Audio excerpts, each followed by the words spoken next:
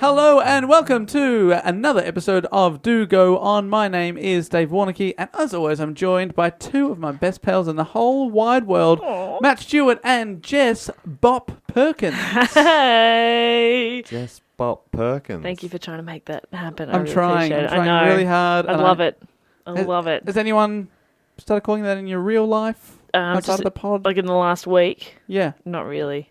Not catching on. Not catching on. Your mum did not get the memo. No, but she's probably a bit Your behind. Mum. Your mum's the first example. Yeah, exactly. She's probably a bit behind on the pod, I reckon. So she might be a couple episodes back. If How often do we, you see your mum? Not often enough. if I offered to pay for it, would you legally change your name to Bop Perkins? No. What if I paid for it? Yeah, but you know, like, Jess doesn't get anything then out I of get that. nothing out of it. Oh, I see how it is. If you paid... Not a team player. Okay, Matt, if I changed your name, paid for you, would you change your name to Bop Perkins? Yeah. Do you pay That's per... if it's your surname... Per letter. Oh, okay. So Bop, So if you wanted Bop's to quite change cheap. your name to Jess Parkins, that would be a lot cheaper. It's only $5 per letter. Yeah. Yeah, sure. Okay, well, that's interesting. I didn't know that. Would you like to be Jess Parkins? Nah. Perkins is about- fine. What about Mess Jerkins? Jerkins? Oh, Mess Jerkins is Mess good. Jerkins is pretty good. And I think that suits you. Yeah, I'm a mess. And a jerk. Yeah. Inns. Yeah. Yeah. Maybe you Cool. could just be Mess Jerk. Messy. See, my friend Linny is quite a thin person, so I always called her Skinny Linny. She would call me Messy Jessie. Oh. Makes sense. Oh, hang So on. mess works. But were you were a mess. No, I'm not a messy So person. you've cleaned up, but has she remained thin? Yeah, she has. She has. Because it's hard to keep calling her Skinny Linny if she got quite big, and then Yeah. it's just like it's until she offensive. gets really fat. Then it's ironic and probably still mean. still offensive. Really mean, Still yeah. offensive. Unless you're like a jail guy or like a Yeah. like Like an Tiny underworld is always a figure. big dude. Yeah. Junior is always massive. And Yeah. I'm called Big Dog. You'd be Big Dave, obviously. Yeah, even though You're a little man. yes. See how comedy works, people. Do you understand? Sometimes we show you. But guys, I don't know if you're aware of this, Jess and Matt, but today is actually our first birthday episode. You weren't sure what you were about to say there. I reckon you. I was going to say blanked it. anniversary, birthday. They're both good. I mean, they're both appropriate, aren't they? It is our first It is anniversary 1 birthday. year this week since we released our first 3 episodes onto iTunes. Oh, And today we're going to listen to our favourite bits. I wish we were doing a best today of. we're going to play all episodes Like back to back. a Do Go On clip show. We'll do a commentary on them. So Yeah. it's us talking over us talking. Yes. So that'd be great. That was a great joke by Matt. I laughed at it at the time, and now once again. It's just slightly less funny as time goes by. Because I've heard it before. I remember editing this podcast. I was Yeah. up all night. Yeah, this one took me plenty hours. This one crashed halfway through. I had to start again. That did happen one time. Oh, I don't remember which episode it was, but I Tragedy. cried. I wanted to cry. I had a horrible time with Burke and Wills. I was about to say, let's all Yeah. share our worst moments. So Matt was, I worked full time on that for a week, trying to turn it into like a cohesive episode. How Had did to we get a voice actor in to play Dave. Yeah. Yeah. because I was unavailable. I will not re-record my own voice. I find it, well, It's patronising. No, it wasn't that. Disingenuine. I was getting the hang of the editing as well, but it was just, yeah. I told the story out of sync, so I had to like chop it up and put it back, Yeah, that's hard. which I haven't had to do since. Now my editing is like pretty minimal. and Burke and Yeah. Wills that was one of the first 3 we released. Yeah. Oh, that was my first episode, was it? Yeah, Yeah, first it was, report yeah, yeah. you I did. thought my first one was AFL. No. I think it was Burke and Wills Well, first. there you go. Whoa, now I don't remember. No, Actually, I'm sure no. it was. Is it AFL first? Oh, look, this God, is we don't even know. talk about bloody inside baseball. I mean, it is our birthday though. If we can't, We be a can't bit of- celebrate on our birthday. I mean, when can we We celebrate? can't celebrate by vaguely remembering the past on our birthday. When can we? Well, do you have a favourite joke? Oh, fuck. I couldn't tell you a single joke. Yeah, because it's all very serious. I was so wrong, man. I've just looked it up. I've gone to the archives, of which there is a growing number of episodes. That as it happens, yes. Australian Rules Football was your first episode, so yeah, no, you're right. pardon me. Pardon. Wash my mouth. Pardon. Pardon. Bonbon. Bonbon. That was definitely my favourite. Oh, that was a Bonbon. very good Oh, no. Oh, yeah. Bonbon. And then closely followed by Dave's character of a rat catcher. Oh, yeah, what was that in? The We rat- are actually that doing a was- clip show. That was H.H. Holmes, I think. No. Yeah. Yeah, the rat catcher, I recall that. They know the rules. And I lost it. Thank you. You're very funny. You're both very funny. Well, I've had a lot of fun doing the show, guys. It's been 1 year. We are going to get on with an episode this week, but we last week I teased we have an announcement. We have an announcement. We're not quitting while we're on top. We're gonna having a baby. No, we're not. We're not having a baby. We're going to keep going until we've lost every listener. That's the pledge. No, we've pledged to go through the hat. Yeah. Which there are now legitimately hundreds of suggestions. Yeah. We're going to be going for a long time. But because it's our first birthday, we've been thinking about this for a while. We have decided to launch a Patreon account.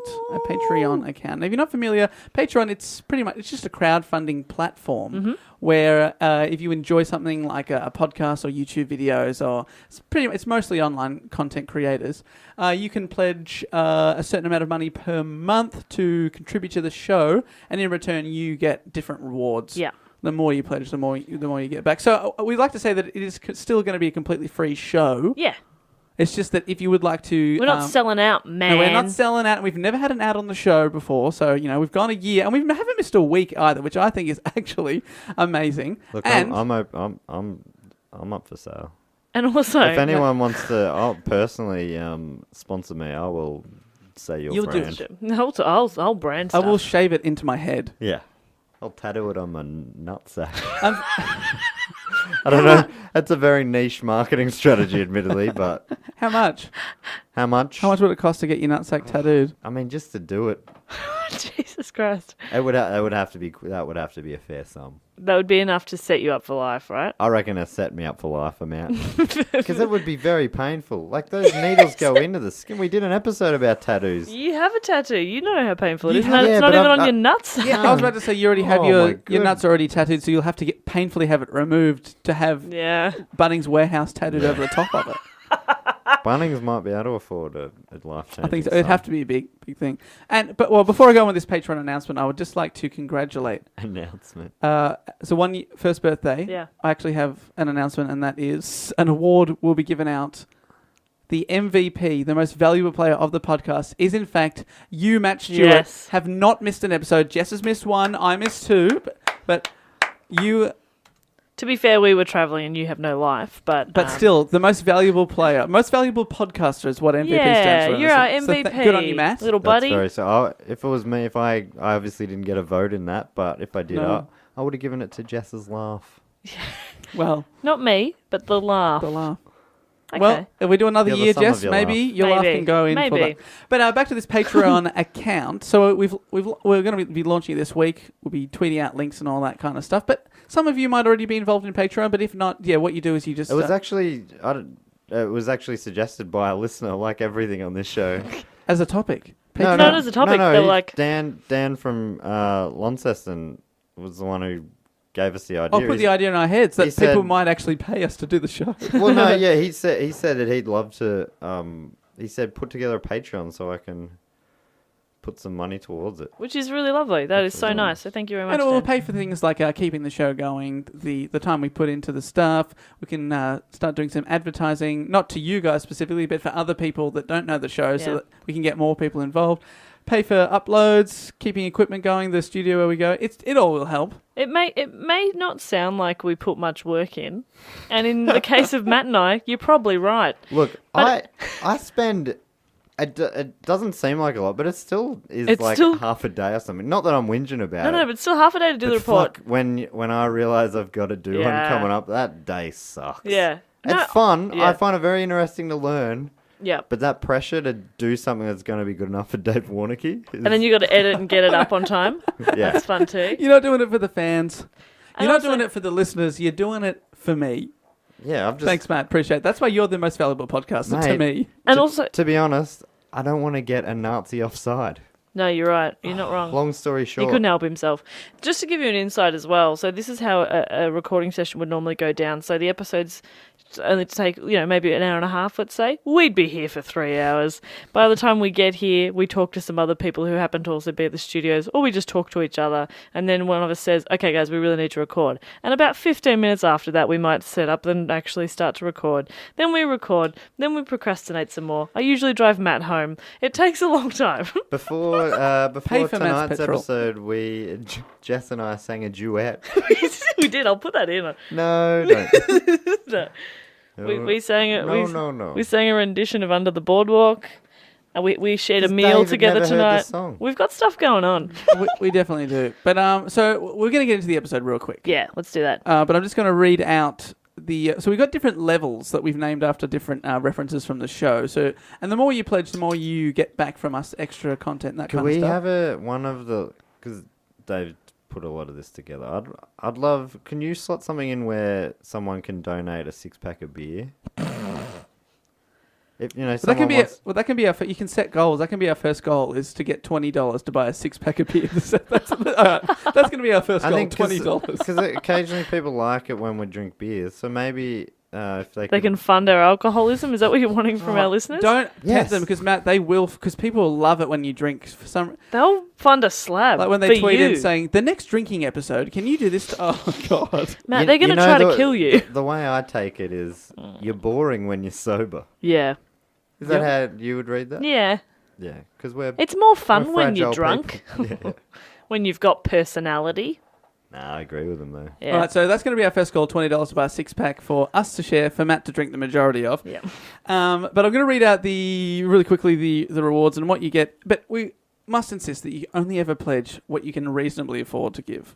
And if you can't afford anything, the best thing to do, if you love the show and want to help it grow and support it, is just to tell someone about it. Yeah, just talk about it. Tweet about it, that kind of stuff. So if you feel like you got no money, that's fine. Just tell someone about it, or just keep listening because we love it. But if you would like to pledge $1 or more a month, you get this. That's called the Keen for Peen pledge. No, it's called the hashtag Keen for Hashtag Pain. Keen for Peen pledge. Thank you. You don't get a physical reward, but a big thank you for supporting us and making sure none of us have to become accountants, especially Jess. Thank you. Thank you so much. I won't do it. The $2 or more per month pledge. That's the Rooknama.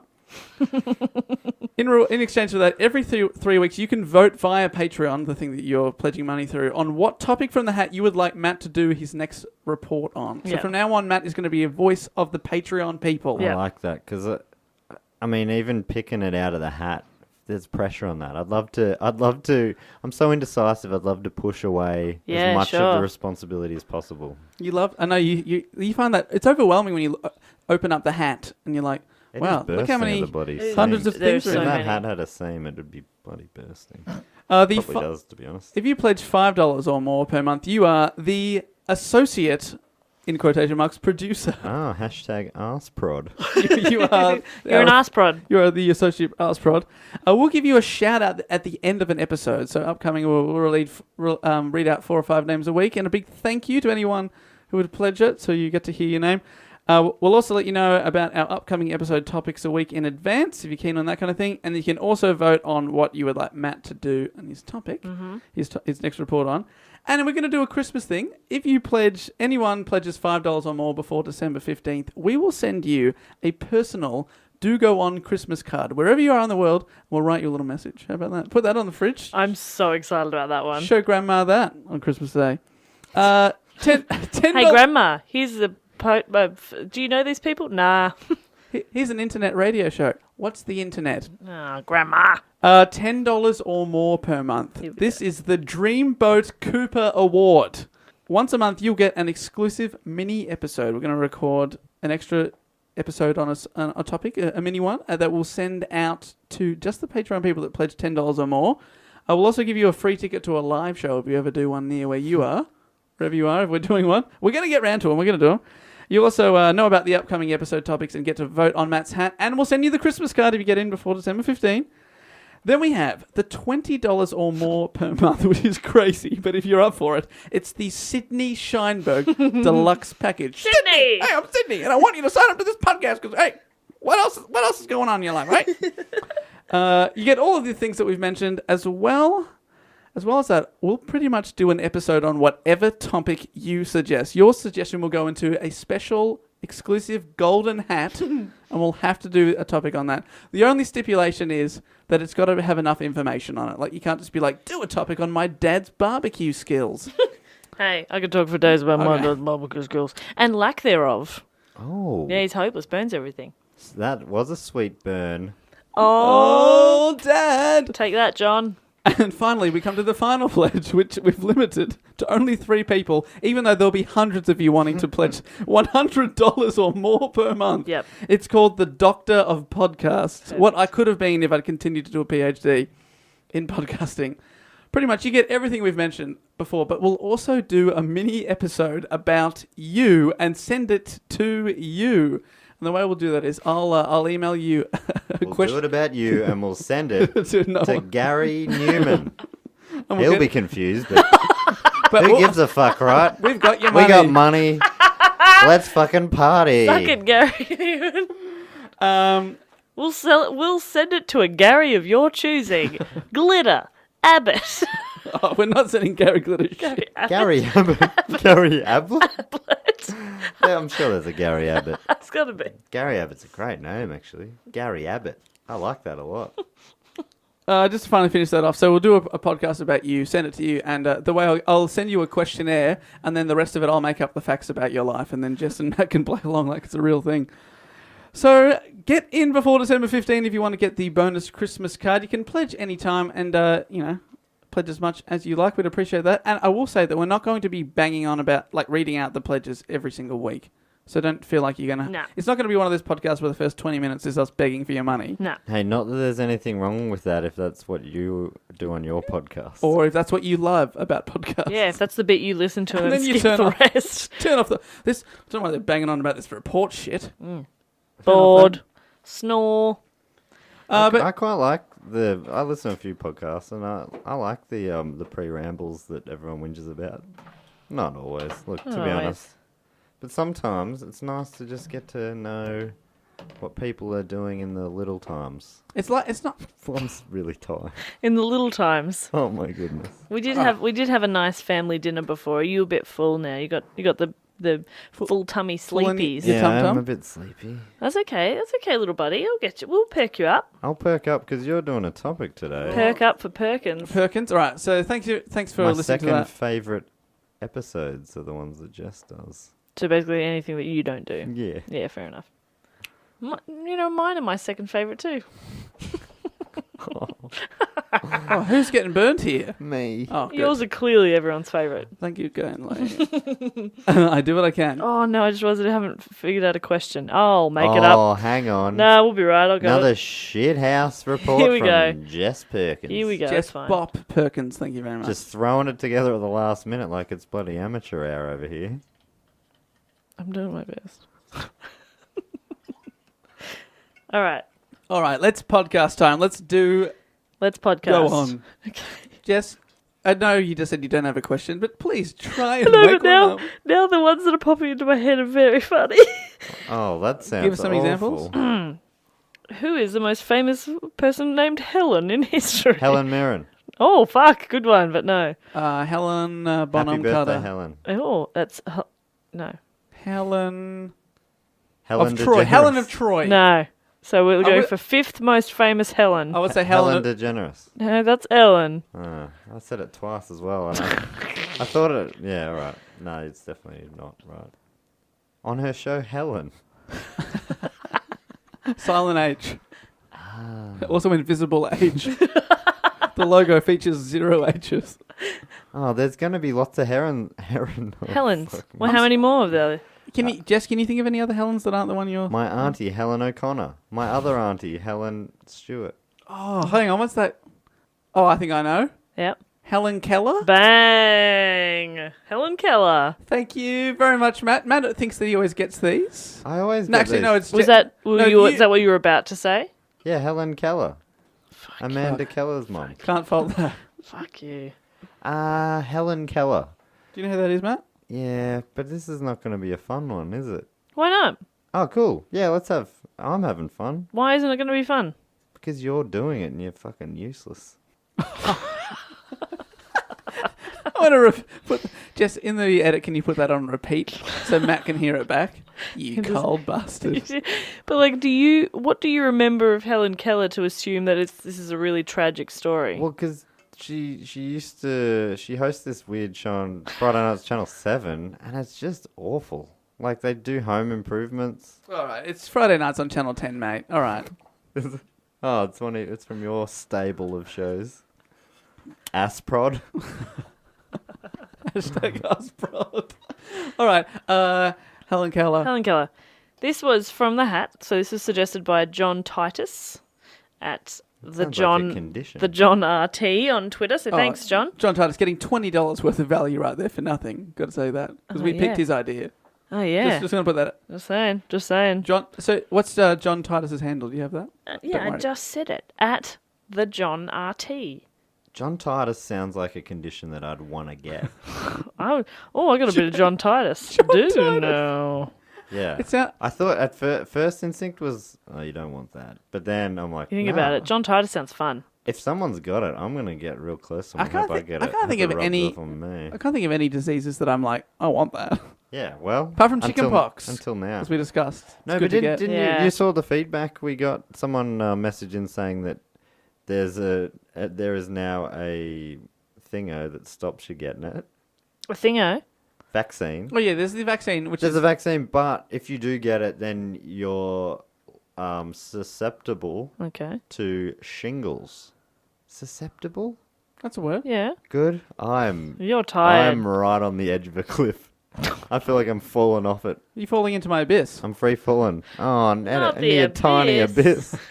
Mate, I could not fit in your abyss no matter how hard I tried.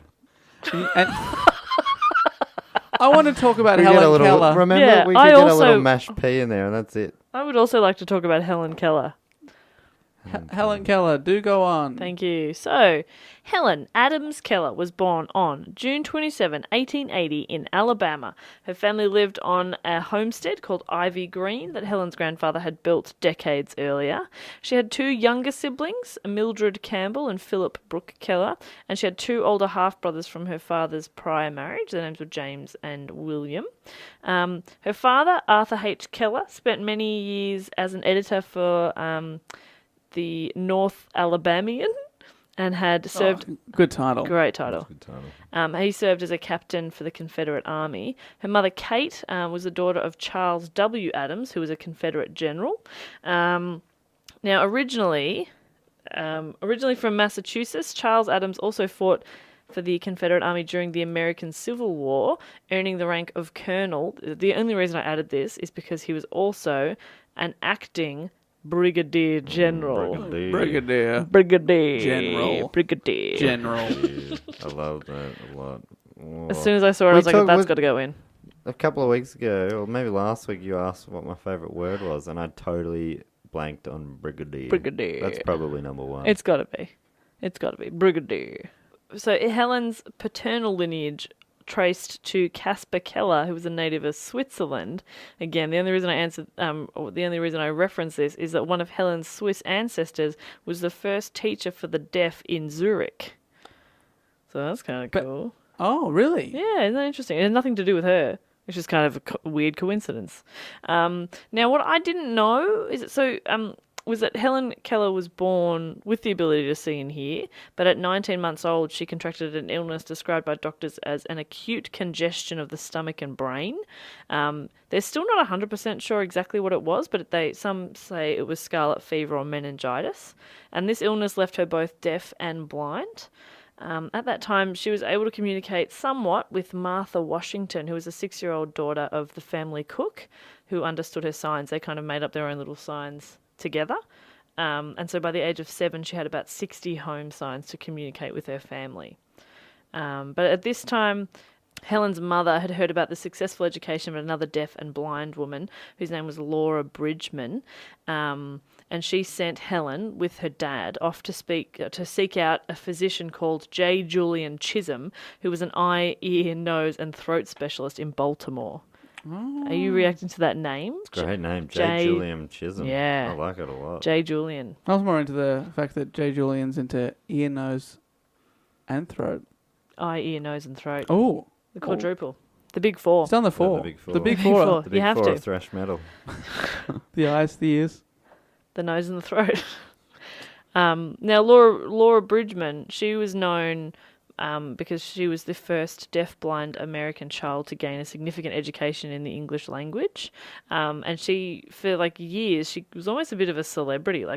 She had this celebrity status because Charles Dickens met her during his 1842 American tour and wrote about her accomplishments in his American notes. And this is where Helen Keller's mother had heard about Laura and was like, well, we've got to seek out like a similar sort of education for Helen, which is kind of cool. So the doctor, J. Julian Chisholm, referred the Kellers to Alexander Graham Bell, Oh. who was working with deaf children at the time, famous obviously for inventing the telephone. The bell. Give us a bell. Telephone. Is that where that comes Yeah, from? that's where that comes from. So And also, because wasn't Alexander Graham Bell's mother famously deaf? I think she was. Yeah, I think I'd heard that. So maybe that's why he was, working with deaf children or Yeah, had an I interest think in working with that. Still, so this other girl has met Charles Dickens and who's met Alexander Graham Bell? Helen Keller. Helen Keller. Sorry, it wasn't the other girl. Right. No, the That's other very girl cool. met Charles Dickens. Pretty cool. Both very Both famous very people. cool. Both very famous, influential people. So they go to Alexander Graham Bell. Now he tells them to contact. This is so good. The devil. No. No. I'm going to put my hand on your shoulder because this is so exciting for me. Bell advised them to contact the Perkins Institute for the Blind. Ah, now we know why she chose the topic in the first place. That is not why. It was a total bonus. I was like, yes, Perkins. Nice one. That was a school where Laura Bridgman had been educated. It was located in South Boston. Now, I found a little thing about the school. So the school was named in honour of Thomas Handaside Perkins, one of the organisation's incorporators, and a wealthy Boston shipping merchant who began losing his sight at the time of the establishment of the school. Jess, you trying to protect one of your relatives' identity with that weird fake name? It's a weird name, isn't it? It's Handaside. Handaside. Can you look at that, Dave? Handaside? Like it's Handasyd. Handaside. Handasid. Handasyd Perkins. And a Sydney Scheinberg. Just call him Tom Perkins, which is my cousin's name, actually. But he's not from Boston. But no relation. No relation. To you. We think. Well, we could claim. Anyway, so another reason that it was named, I think it used to be called something different, but the reason they changed it to Perkins was in 1833, the school was just in the house of the father of one of its founders. It was just a small little school, but it was starting to grow, and it was outgrowing that space. So Perkins donated his Pearl Street mansion as the school's second home, and in 1839 he sold the mansion and donated all the proceeds to the school. Oh, does that hurt that he donated instead of giving it to your family? A little bit. You could have had that mansion. I could have had that mansion. But this gift allowed the purchase of a more spacious building in South Boston for the school. So, Like a mansion? So really, you've given up a mansion so some kids can have a school. yeah. So you're a great person. Thank you so much, David. I feel like people don't acknowledge that enough. Yeah, Matt, come on. Give us Matt? some. Come on. Look, Have the Stewarts ever given a school to these people? Yeah, is there a Stewart School for the Blind? Yes, there are multiple. I don't think there is. And we did it for the right reasons. Not like the Perkins. What was your reason? What wrong reason is there to do that? What wrong Yeah, reason? definitely embezzling, I reckon. Everyone in the book. What? Think about those. Yeah. Every No, last one. I've thought about How it. about- What are you talking how about? about all of the What wrong are you talking reasons? about? I'm actually... Name me a wrong reason. Yeah, exactly. You couldn't. Matt, I actually have Because changed my opinion now Matt said that. You are a bad person. What? No. I argued Well, a good case. happy 1 year, everybody. Yeah. Yeah. Matt, you should You've be... ruined another birthday party. Matt- Jess. You do this every time. You do this every time. You always fight in I front reckon of your you friends. should be a lawyer. You're amazing. I am a lawyer. Of course you are. I can't believe everything you say. Yeah. You do believe everything I say. Fuck, this Jedi stuff is really working. Yeah, it's really creepy. I might just continue on with the podcast. I reckon, but at the back of my mind, I'll be thinking about how I do believe everything you said. But I just want his approval. Me too. I approve I've never been so happy. Oh my god. of David's work. No, it's my I'm report. still feeling good over here, by the way. Nah, fair enough. All right, so Anyway, back to Helen. And Jess I've written, is doing her so best. back to Helen. she has actually written so back to. She knew that Matt would somehow derail the I show. took a leaf out of Matt Stewart's book and I wrote down the lines I wanted to say. Yeah. Word for word. I'm reading out every word I'm writing. Whoa. Oh, no, he's lost his papers. Oh, no. Oh, the cat's just Line. crawled over the keyboard. Okay, back to Helen. So Michael Anagnos.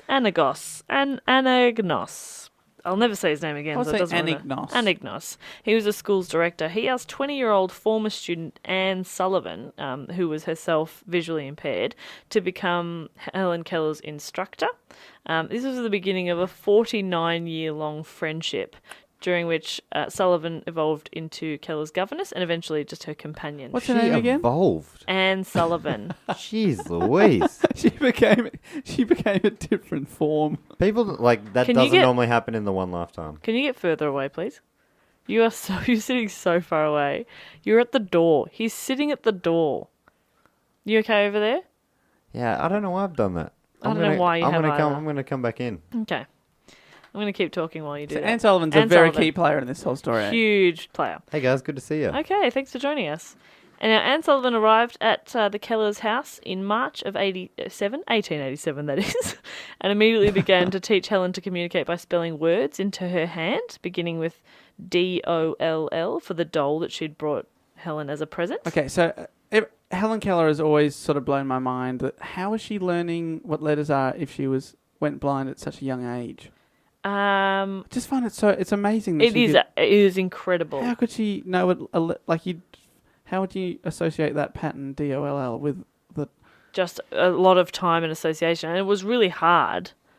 Matt, were you going to say something? I guess it's just like it's a different language, right? So whatever that is to her, that means doll. Yeah. I'm sure it wouldn't be. She's not picturing the letters necessarily like you would. Maybe it's just a certain feeling. Yeah, I just find it so Look, incredible. I'm it's talking amazing. like I know what I'm talking about because I do. Yeah. I'm an expert in this field and all others. But I think anybody signing sign language or lip reading and stuff is going to be different in their head to how we hear and say words. It's amazing. But at the end of the day, they're still able to communicate and understand. Is purple that I see the purple that you see? Probably not. Probably not. You've got terrible I'll rest my vision. case. You've got terrible He vision. just put his glasses on and then took them off just for dramatic effect. I rest my case. All right, you're not a lawyer. So Case closed. objection. Overruled. So Helen was really frustrated at first because she didn't understand, obviously, because she doesn't understand this new method and she doesn't understand that every word, like every object has a word that uniquely identifies it. So it was a real struggle for a while. At first she was kind of curious and then she was defiant and she refused to cooperate. But when she did cooperate, Anne Sullivan could tell that she wasn't really making the connection between the objects and the letters. She was just kind of like, yeah, whatever. She was cooperating in the sense of like not fighting it. She didn't really care. Right, but she didn't look like she was learning. But she didn't understand fully. So she would get really frustrated. Helen would get frustrated and she would throw tantrums because she couldn't communicate, and that would be incredibly frustrating. So finally, Sullivan demanded that she and Helen be isolated from the rest of the family for a little time so that Helen could concentrate only on Sullivan's instructions, and they moved into a little cottage on the family's property. There was this really big dramatic struggle where Anne Sullivan was trying to teach Helen the word for water, and she helped her to make the connection between the object and the letter by taking Helen out to the water pump and placing Helen's hand under the spout. So as she's like got her hand under the water, she's spelling out water in her other hand. And then eventually she finally, like it clicked, she understood, and she repeated the word, like she wrote the word back on Anne's hand. So she understood and she wrote it back. And then she she like fell onto the ground and was like banging on the ground wanting to know what it was called. And so then she's spelling out words for like ground to her as well. So you'd have to learn a series of patterns for everything. Yeah. Rather than knowing that, because you wouldn't know what sounds are, so you can't be like, GR, oh, that's a gura sound. Yeah. You just have to know that wall, okay, that's WALL. Yeah. Wow, you'd have to learn so many patterns. Yeah, I know. But it's ridiculous. But this is just a beginning. This is just how she started to be able to communicate. Amazing. Yeah. And so that night, so after they had this big breakthrough with the water and then ground, Helen was like dragging Anne around the whole room and asking for every object. She's like, what's this? What's this? What's this? And then just in that first night, she'd learnt 30 words. So she's gone from 0 to 30. 0 to 30. She doesn't muck around. I love it. She she must be like sort of abnormally smart. Like normal people couldn't do that, right? You would think so. Yeah. Well, yeah, you're right. I know I would not be able to learn 30. How old is she? She was 6. It's pretty amazing. Yeah. In 1890, so she's 10 years old, she began speech classes at the Horace Mann School for the Deaf in Boston. So she would sort of work for like 25 years. She would learn to speak so that others could understand her. She worked on improving her communication skills. She was really determined to communicate with others as conventionally as possible. Over the course of her life, she learned to speak, and she spent much of her time giving speeches and lectures. Right, so is she 100% blind and 100% deaf? I believe so, yeah. Oh, you couldn't hear yourself back. But like a lot of deaf people, all deaf people speak now, pretty much. Yeah, but if you can't see Yeah, or hear, I know. it makes it way harder. It makes it much harder. But when you say I find it so it's amazing. incredible. It's so fascinating. Yeah. But it's different. It's so interesting as well how the attitude has changed. Like one of my mum's sisters is deaf, and at the time, there was only like a couple of schools she could go to in Victoria, and one would teach to sign but not speak, and the other would teach to speak and not sign. Oh. So my grandparents sort of had to make the choice and sent her to the school where she learnt to speak. And then as an adult, she learnt sign language herself, but was frustrated that she didn't know that already. Oh, so what does she mainly communicate with now? She speaks. She's had a cochlear ear implant as well, so her speech has improved enormously. The other day, I was at my grandparents' house and the doorbell rang, so I went to get it, and my auntie went to get it as well. And I said, "You heard that?" And she went, "Yeah, I can hear." And I was like, "Okay, well, I'm not wrong for being surprised. You were born profoundly deaf. Like, I'm not. It's not crazy that I was surprised by that." You started an argument with her. Yeah, we about had an it. argument about it. That's an interesting decision. Yeah. We didn't. I feel like you probably came off well from that argument. When she was a kid, I won. and she would be fighting with her siblings, and they would sort of fight with her. She would just close her eyes, like, "Can't hear you." Your argument's invalid. I think that's genius. That's very good. Very clever. Anyway, so yes, Helen's learning to speak. She also learned to hear people's speech by reading their lips with her hands. So her sense of touch became really, really good. What? Yeah. How does that happen? Again, she's not hearing it, or it's not the No. same in her head the same way it is for you, but how she's can you understanding associate- them. You'd have to do another series of, all right, when they say the word water, This is they what mean it feels this. like. Yeah. That is tricky. Water. Oh. Water. Jess is touching her lips. And saying water. No, but I'm saying it in an American accent because she's American. Water. No, she's South American though. Southern American. She probably wouldn't. It would sound much the She probably same. wouldn't have an accent then. She wouldn't have an accent. But she never heard anyone else speaking. Yeah, Oh, good that's point. a good Fuck, great point. Yeah. Who knows? Yeah. She also became proficient at using Braille and reading sign language with her hands as well. Okay, I reckon she's a genius. Yeah, she's got to be incredibly smart. But she also worked really hard. Like, she wanted to learn. It was amazing. So when she became determined to attend college, she was like, I want to. But she had gone to school. Yeah, she's high school. gone through school. Yeah, and she wanted to go to college, and in well, that's what I was about to talk about her school. So in 1896, she attended the Cambridge School for Young Ladies, which was like a prep school for women. And as her story started to become known to the general public, she began to meet famous and influential people. One of them was the writer Mark Twain, who was very impressed by her, and they became friends. Very good. Yeah, that's kind of cool. Huckleberry Finn. And then Tom Sawyer. he introduced her to his friend Henry H. Rogers. I reckon anybody with like a middle initial is cool. So do you reckon I would get like a lot more respect if I was David J. Warnocky. That's pretty cool. Matthew J. Stewart. Matthew J. Stewart's better than David J. Warnocky. Maddie J. Stewart. No, Matthew. Maddie J. Stewart. No, I You hate sound it. like I hate You it. sound like a 90s TV. I hate it. Maddie J. Maddie J. is pretty cool. Maddie Homer J. J. Simpson. That's good. Jessica A. Perkins. It's J yuck. stands It's for yuck. Jess A. Perkins. Jess No. A. Perkins? No, no If good. you were Jess H. Perkins, I reckon H is the best one. Yeah, I reckon you're right. William H. Macy. Very good. David H. Warnocky. L. Samuel L. Jackson. L is good. S sounds good too. Matt S. No, not No, for you. not David S. Warnocky. Oh, yeah, that's not bad. That's not bad. Jeff- Unfortunately, none of these are our names. Jess S. Perkins sounds good. Sounds Jess like S- the SS, like a ship. Oh, I was thinking more like David's Boys. No, Anyway, thank you. so Mark Twain introduced Helen Keller to his friend Henry H. Rogers, who was an Standard Oil executive, and he was so impressed with her. No, No, like the Standard Oil, not like just use Standard Standard- Oil. Like it's just Standard Oil. Was he- executive. company is called Standard Oil. Was he an associate executive? He was not an Or a associate full executive. He was a executive? full executive. Full. He wasn't an arse prod like yourself. Or an arse X. He wasn't an arse ex. He was so impressed with Helen, with her talent and her drive and determination, that he agreed to pay for her to attend Radcliffe College. So there she went to college. Rad. It was rad. She was accompanied by Anne Sullivan. Are you laughing because I did this? I'm laughing at it all. You're losing your mind. Anne Sullivan went with her to college, basically, and sat by her side to interpret her lectures and her books and stuff like that.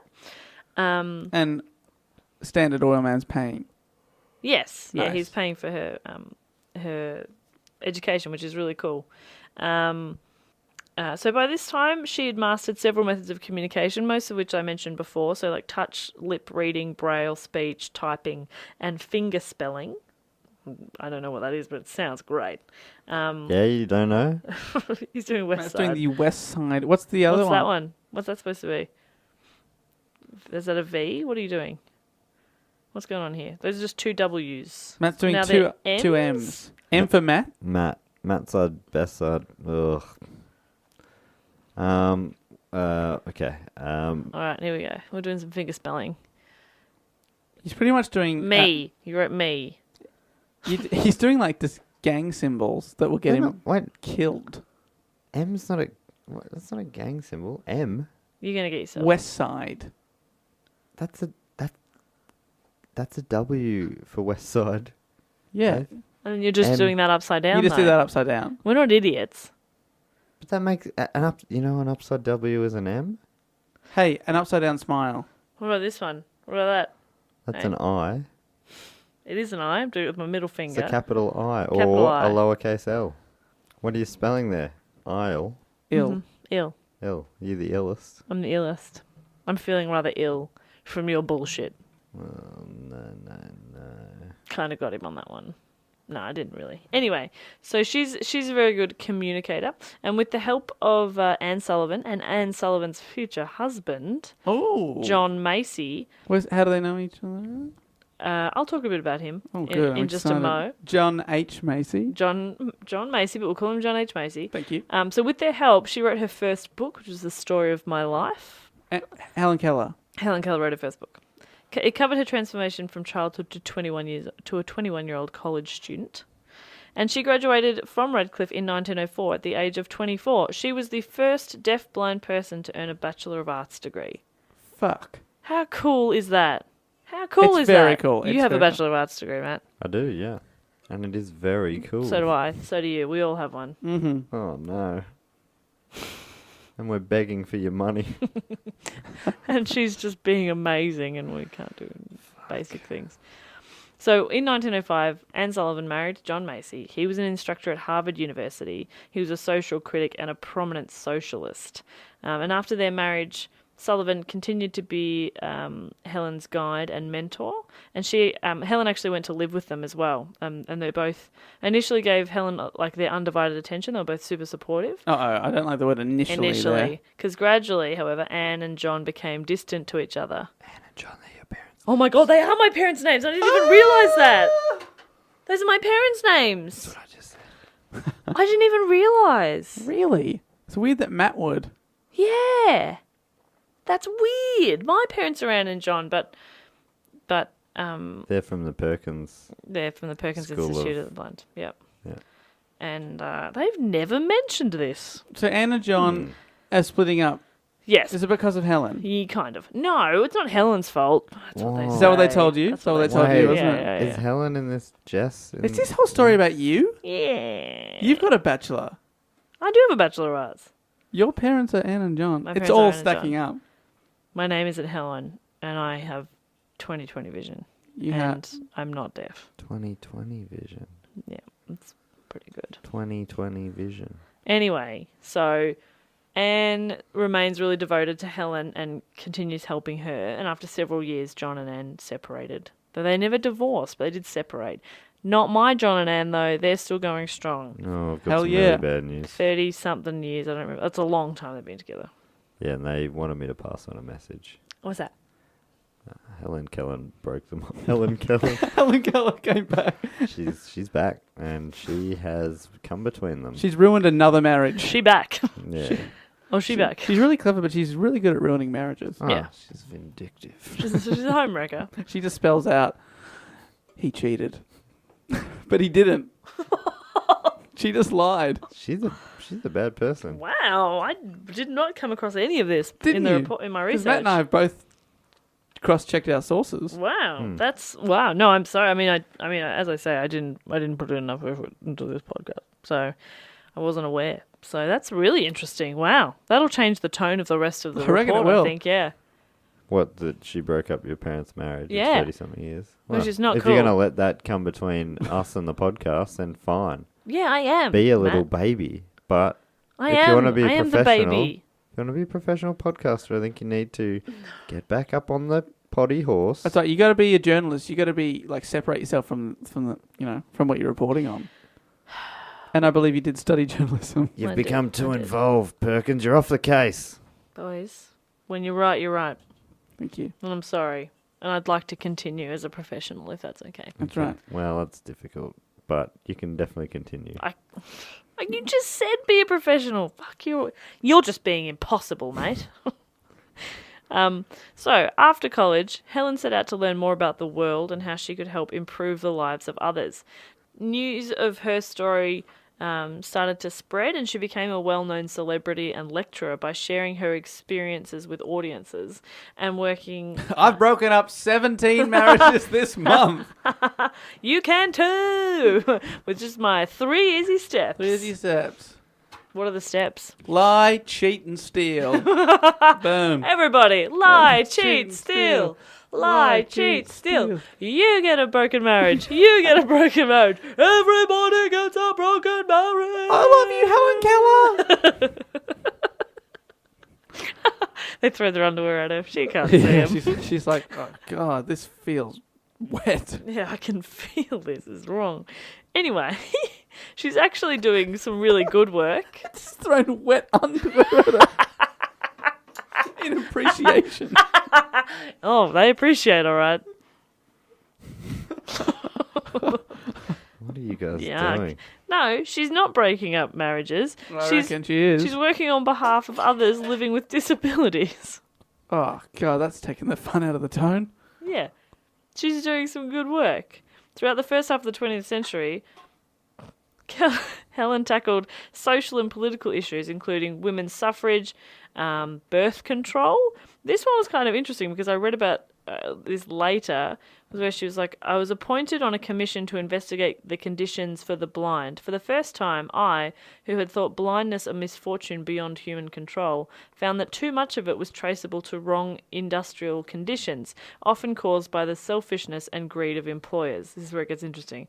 The social evil contributed its share. I found that poverty drove women to a life of shame that ended in blindness. So basically what she's saying there is that poverty drove women to prostitution. Prostitution led to syphilis. Syphilis led to blindness. Wow.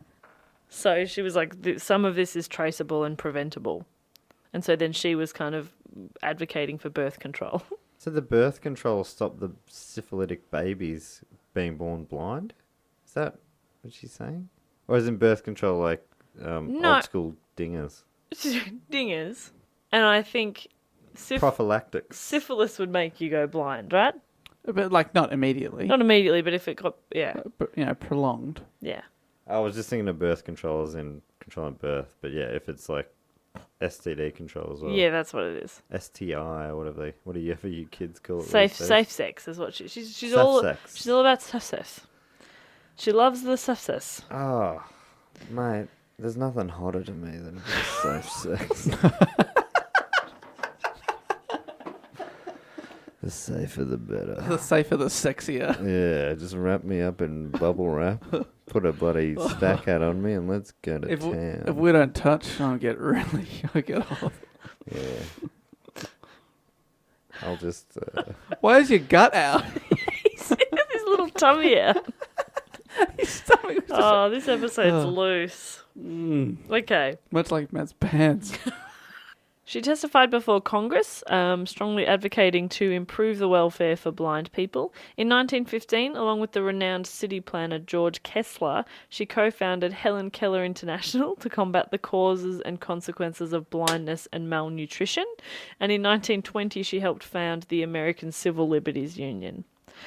She's She's an overachiever. she does so much when... Oh, it's amazing. It's amazing.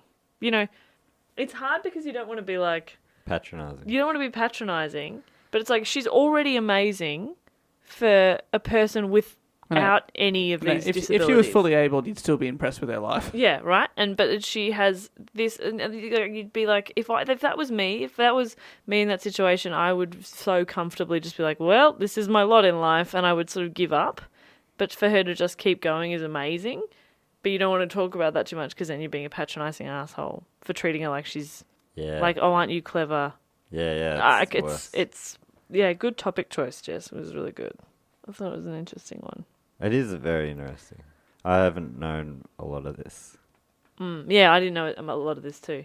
The American Federation for the Blind was established in 1921, and Helen became a member a few years later in 1924 and participated in many campaigns to raise awareness, money and support for the blind.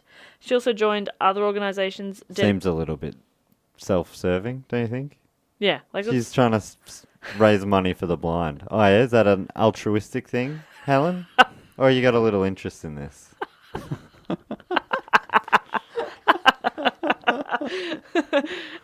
I mean, for all the blind people, but I'm one of them. Yeah. I'm one of them. If you want to swing a little cash my way, once I'm sorted, I'll pass on the rest. got to raise awareness for myself. It's all about branding. Yeah. She's on it. She's on it. She's big into marketing. She knows invented marketing. She knows. Yeah, she invented marketing. I was about to get to that, so it's very exciting. Good for her. May I take this opportunity to remind our listeners of the Patreon account that we have created? Self-serving? Self-serving? No, I would say altruistic. No doubt. Yeah. It's for the greater good. Well, first we'll get rich, then we'll pass it on. We'll get rich. The part of me thinks that Dave believes that on some level. Yeah. He thinks like this could be our full-time job now. If everyone on the planet gave $1, just one, we get would be quite a lot of money. $7 billion. That's pretty good. That's $2 billion each. That's too much. A month. Too much billion. That's We would like everyone in the world to give $1 each a month. But you know what though? If we got $6 billion a month, we could actually. I'd probably give a couple of thousand to charity. No, okay. I'm not signing a contract saying I will, but I probably would. No, I'm being serious. We could fix the world. Yeah, we could fix the world. And First, we'd still live very comfortably ourselves. We'd have to just get everyone in the world to first give us $1, plunging themselves into further poverty, only for us to give the money back to get them out of poverty. Okay, but no. we'd be redistributing lots of the wealth. Think about this: super wealthy people giving us $1, and then we end up giving heaps of that money to people who don't have homes, and then they have a home. And we get them a job, and we save the world, and then we're heroes. Are we better than Helen Keller? We're way better than Helen Keller. I'm convinced. Your Your Honour, I rest my case. I actually do rest my case. Done. Take that, Helen Keller. Jury doesn't even need an hour on this one. No. They don't even leave the courtroom. They all stand up and start laughing. Look, to be honest, we've got billions of dollars. We own this jury. Yeah, that's right. We own this whole courtroom. No, but we don't. No, we're cool about it though. Oh, We're cool yeah. about saving the world. Oh, yeah, everyone's very cool when they're billionaires. Yeah, have you seen the shit cars we drive? That's just we fit in with the plebs. We're saying grounded. We're saying humble. We're humble and grounded. That's us. I've always said that about all three of us. Yeah. Humble and or grounded. I've been telling everyone how humble I am all week. It's amazing. I say, hello, I'm Jess. I'm very grounded. Very grounded. I'm very grounded. Thank you. Thank you for asking. Thank even you. though you didn't ask. Thank you. I do look humble today. Oh my goodness. Thank you. Well, aren't you just a little dear? A little dear. A little duh. Yeah. Oh, whatever. I don't need to talk to you. I'm better than you. I'm rich. I've got $6 billion from a podcast. I also developed an accent somewhere in there too. That's okay. Yeah, Cool. that happens with money. Yeah. Money. Money changes you and your accent. Changes everything. Money. Podcast. I'm going to start saying money. That's my new laugh. Matt's got enough money to remove the Bunnings Warehouse tattoo from his testicles. His nutsack, I believed he called it. I've already booked it in. Congratulations. Thank you. Only 15 painful sessions Sweet. away from having a normal nutsack. They said that not much of the sack will remain. I said on our Patreon, I'm putting an option that's at the bottom. If you contribute $1 million per month, Matt will get his testicles. That is definitely true. I would do that for $1 million a month, no doubt about that. Really? But would you share that $1 million with us, or would you keep that $1 million? A little bit for us. Come on. Yeah, we'd come to an arrangement. A month? Yeah. Yeah, fair enough. How about just 1 month you split it with us, and then you can go back to having $1 million a you month. can have it all that. That's fine. I'm okay with that. Yeah, that's fair. Cool. I might just go on with the podcast. Oh, please. Well, wait, yeah. Who are we talking about? Oh, someone not as good as us, Helen Keller. Yeah, someone. I think what we were far doing there inferior. was taking a little break away from feeling like we can't be silly around a perfect person. Yeah, she's pretty much the perfect person. Like, let's have a real go at this. We're just searching for an angle here. Yeah, it's a tough angle. She's gonna have a. And look- she'll show a little weakness, I'm sure. John, who And suggested we'll be this. there. John, who suggested this for us. Great topic. That is Fascinating a person. very great You're topic. making our jobs a bit hard, though. I think you'd have to be a miracle worker to make this topic funny. I reckon Helen Keller could. Helen Did you Keller get that could make. reference? The Miracle Worker is a very famous play about the life of Helen Keller. It's a very famous play. Do you see how he said that? Looking down at it. He Yeah. actually stood up on his chair, literally looked down his nose at us. Well, because he can't. Otherwise, he has to stand on a chair because he's very small. And I said, look down. It was probably look us in the eye. Yeah. Which is the first time he's done that. What a piece of shit. Yeah, what a schemer. So, What a schemer. so she's working to raise money and awareness for the blind, and she's also joined other organisations that are dedicated to helping the less fortunate, including the Permanent Blind War Relief Fund, which was later called the American Braille Press. Soon after she graduated from college, she became a member of the Socialist Party, most likely due to, in part, to her friendship with John Mason. There it is. She's a commie. Knew it all along. Okay, so she's not perfect. 5 minutes ago, you were telling us you're going to take $1 from everyone and redistribute it to That's those true. in need. You did say that. Well, no, hold on. The difference between me and a commie is that I say that I'm going to do that. Actually, no, and I keep the money. That's exactly what all communist regimes have ever done. So, in many ways, I'm more communist than Helen Keller. Yeah, she's a socialist. You somehow jumped. Okay. All right. So between 1909 and 1921, she wrote several articles about socialism, and she supported Eugene Debs, who was a Socialist Party presidential candidate. She wrote a series of essays on socialism. They were entitled Out of the Dark, and they described her views on socialism and world affairs. And it was during this time, this is kind of interesting, it was during this time that Helen first experienced public prejudice about her disabilities.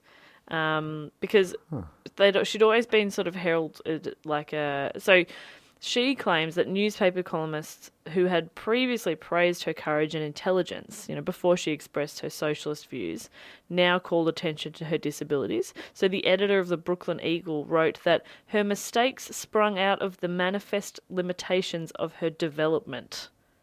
Which is kind of fucked. Oh. And she responded to that editor, referring to having met him before he knew of her political views. And she said, "At that time, the compliments he paid me were so generous that I blush to remember them. But now that I have come out for socialism, he reminds me and the public that I am blind and deaf and especially liable to error. I must have shrunk in intelligence during the years since I met him. Oh, ridiculous Brooklyn Eagle!" Socially blind and deaf, it defends an intolerant system, a system that is the cause of much of the physical blindness and deafness which we are trying to prevent. Cop that, Brooklyn Eagle. Like, that was very well said. Like, It's a she sweet slammed him. smackdown, Yeah, yeah, what a smackdown. Like, oh, you thought I was so clever before I expressed an opinion. A socialist one. Piece of work, mate. Real bloody piece of work. Dirty dog. In 1936, Helen's beloved teacher and devoted companion, Anne Sullivan, passed away.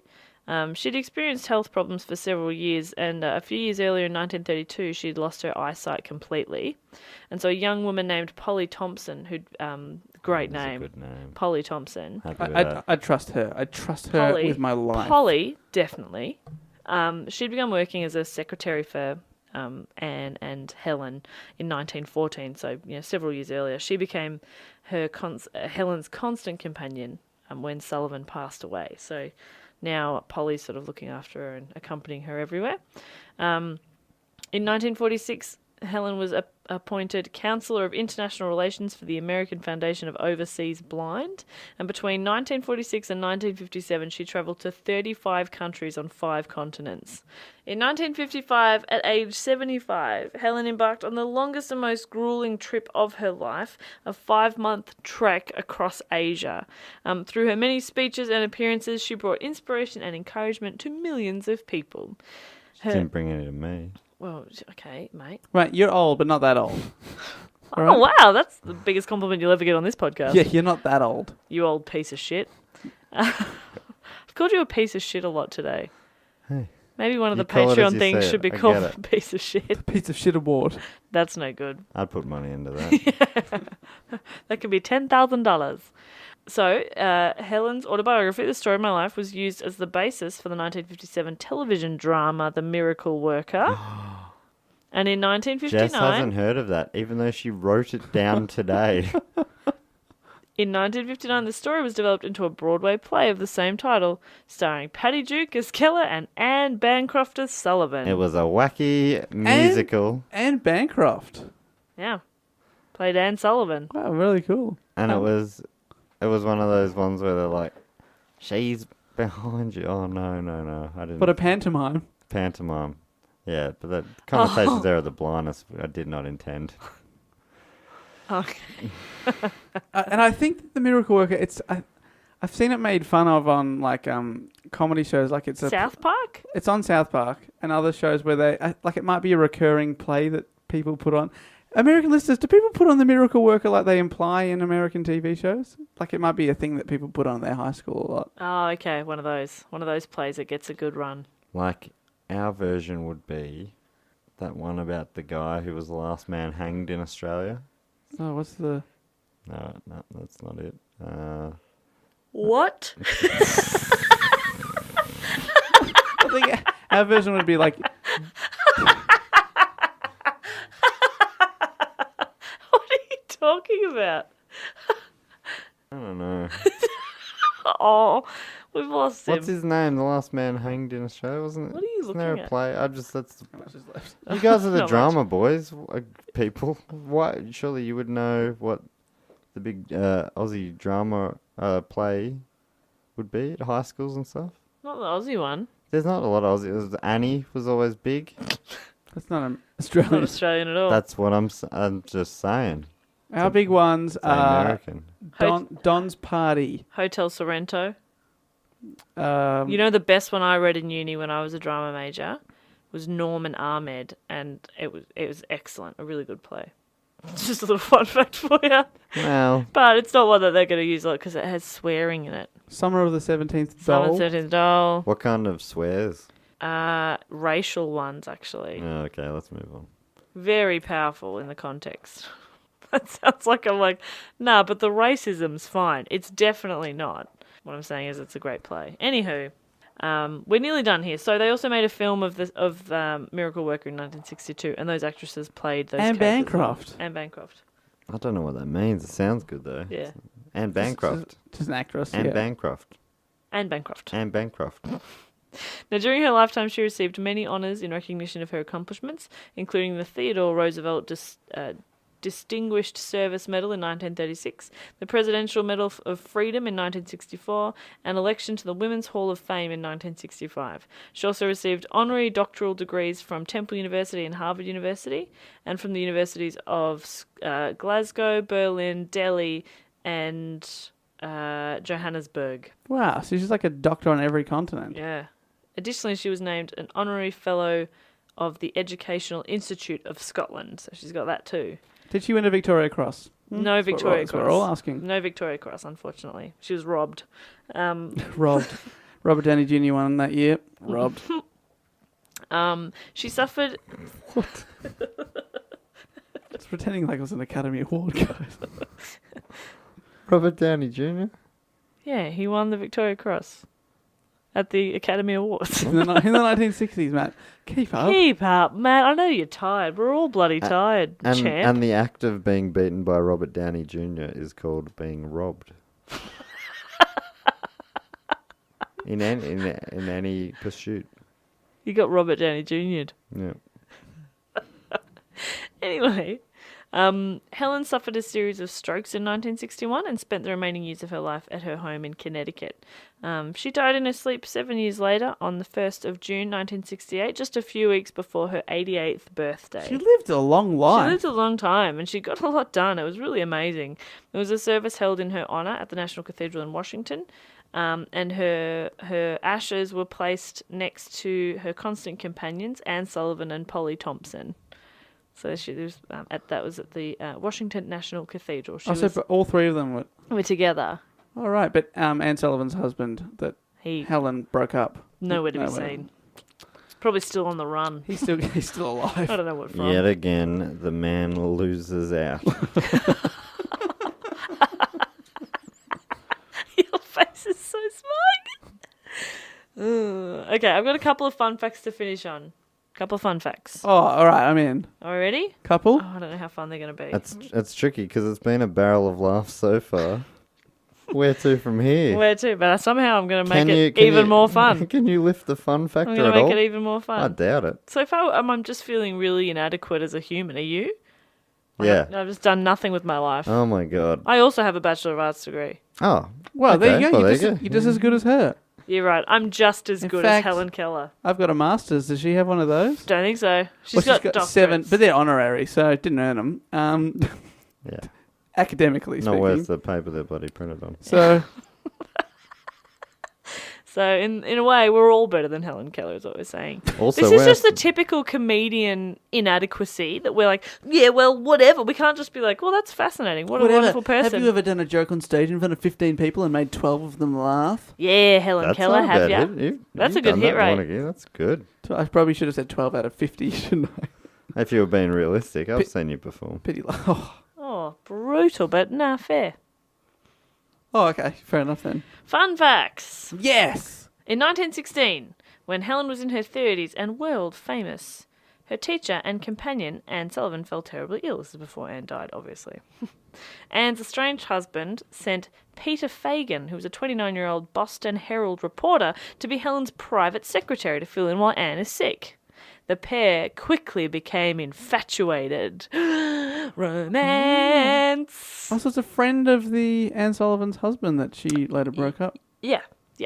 So Peter learns, how to speak to him. He learns the manual finger spelling language, and he. What a sweet way to flirt. I know, like learning their language, spelling words out on each other's hands. He's like but he reads he spells the contents of letters and newspapers and articles and books and stuff to her, and so they get all, and he's like passionate about politics, and he loves her zest for life, and they fall in love. He's pretending to be passionate about politics, but he's just passionate about getting in her pants. The only problem is I don't know what happened to them. Like, they fell in love. Apparently they attempted to elope, but because it was a different time, you guys. Helen's family are teachers. Society around that time were kind of like, well, no. They felt strongly that women with disabilities shouldn't marry or have romantic desires. So it's like... Shouldn't have desires? Yeah. Like, apparently she used to read, like, romance novels. Romance. She used to read romance novels, and Anne Sullivan would be like, stop reading that trash. Like, she wouldn't let her read. You're not allowed to have desires. You're not allowed to have feelings. And she wasn't allowed to get married. So I don't really know what happened to them. Apparently they attempted to elope, but it obviously didn't happen. So from then on, she decided to ruin marriage after marriage. Oh, that makes more sense. I'm down with it. If you can't be married, no one can. And the lady who stopped her from getting eloped was Anne Sullivan. was the marriage that she broke up. Yep. Oh, yeah. Fucking cop that dickhead. Boom. But I bet they don't talk about this in The Miracle Worker. They're too afraid. They probably don't. Yeah, they probably don't. That's why this is high art, and that is a piece of fucking shit in a bucket. There, we said it. We said, look, it's been sitting there. I reckon somebody has done a shit in a bucket and put it in an art gallery. Oh, I've done it myself. yeah. I mean, we weren't even pretending it was art. That was just... It just needed It to was go a desperate situation. Hey, every desperate situation has an out. All right. out of his butt. Yeah. Obviously, they were just tiny pellets, but But I filled that bucket. Small bucket. it was more of a thimble. He's not that small. The word bucket His is butt is generous. the- He's a fully grown. He's my height. You better call me. You He's better, your height, but his butt is the size of a hamster. A hamster's butt. well, you had to clarify because like- otherwise. Oh, that's pretty big. That's a big butt. Anyway, this last fun fact I have is it's kind of interesting. Is that last fun fact was more that she was not allowed to have a love Yeah, no, life. it started kind of interesting and then it got sad. Fun fact. Fun how she died tragically alone because society respected her mentally, but That didn't was let the her least have fun sex. fact. Like, you couldn't have gone out and found a less fun fact if there were no restrictions on where you could I'm look. doing my best. Here's a piece of tragedy. Fun fact. But if I bundle it up as a fun fact, dress it up a little bit. Oh boy. Thanks for the suggestion, John. Yeah, John, Helen Keller is really fun.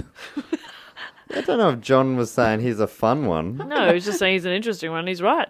When Helen visited Japan in July of 1937, she inquired about Hachiko, the famed Akita dog that had died in 1935. She told a Japanese person that she would like to have an Akita dog, and one was given to her within a month with the name of Kamikaze Go.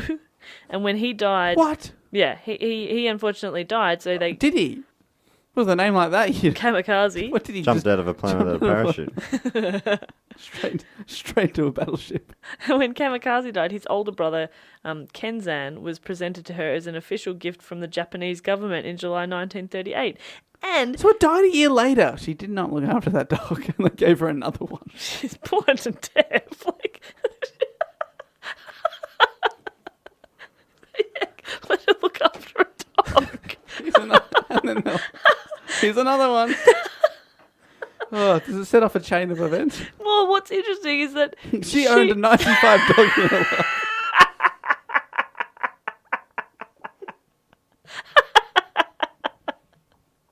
What's interesting is that Helen is credited with having introduced the Akita dog to the United States through these two dogs. She bought her for several $1,000s. She started that breed of dog in the States. Akitas are a beautiful dog. Well, thanks, Helen Keller, that is says America. that is a fun fact. That is fun. Was that fun? She introduced the Akita. Was there finally a fun fact in there? Yeah. Thank fuck, because I'm done. That's the end of the fun facts. I'm out. That's the end of the report. Perkins out. Boom, and I'm gone. That is my report on Helen Keller. Helen An Keller. incredible woman that was very difficult to laugh at, but maybe we should. But we could laugh with. We could definitely laugh with her. What And a life, And eh? admire at. We could definitely admire at her. But not admire with. No, I never would.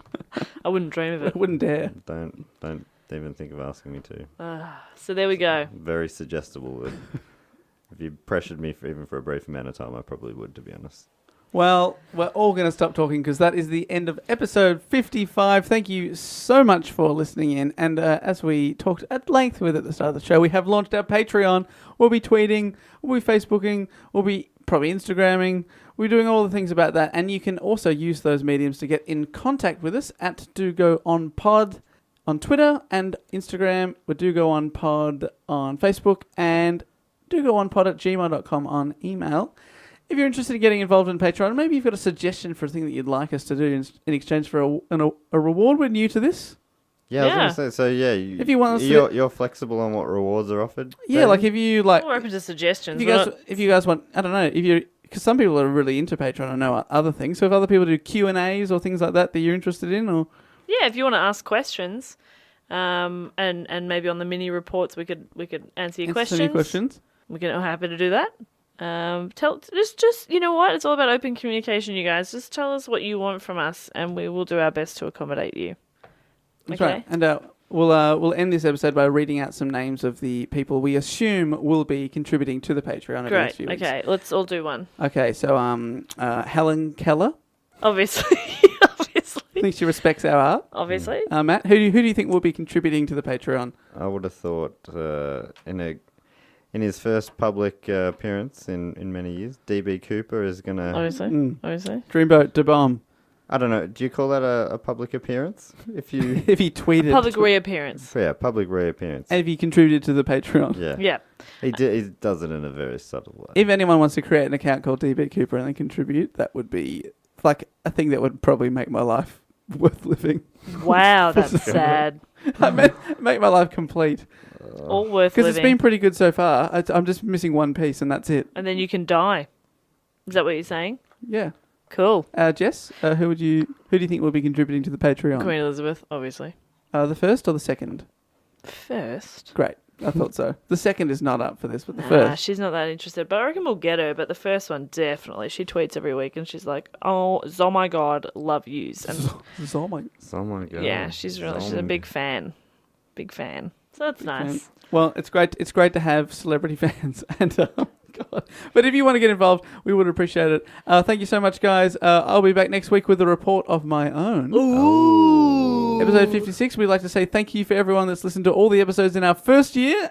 Year 2 starts next week. Hey, happy birthday. Happy birthday, / guys. anniversary, guys. Happy anniversary. Happy birthday. I love you very much. I love you too. And I just hope that Helen Keller will not come between us like all those marriages. No, she won't. Reflected back. Oh, thank you. You took your time getting to that sentence, Oh, but look, thanks, buddy. I mean, as per usual, Warnicky and Perko just talking all over me. I'm being trampled over here.